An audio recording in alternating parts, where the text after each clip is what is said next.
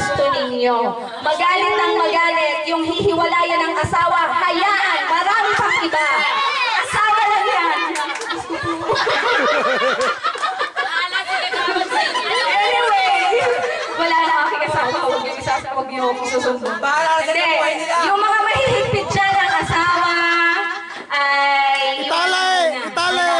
Pansamantala. Tayo na dito, sasariwain natin ang ating kabataan. Ang hinihiling mo lang ay alisin mo na yung hiya.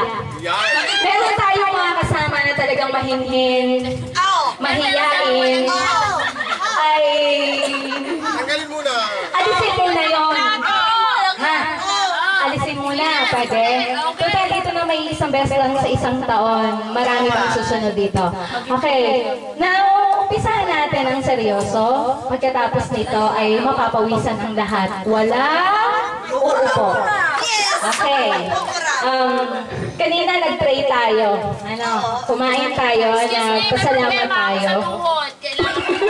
Ay, naku, walang excuse. Hindi ako makikinig.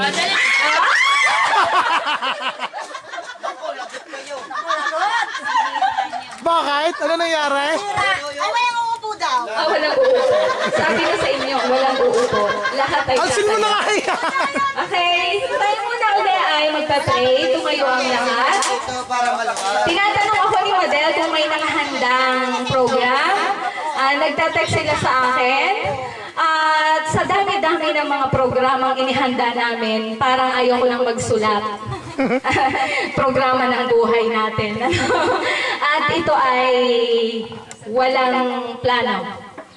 Nasa sa isip lang lagi. Okay.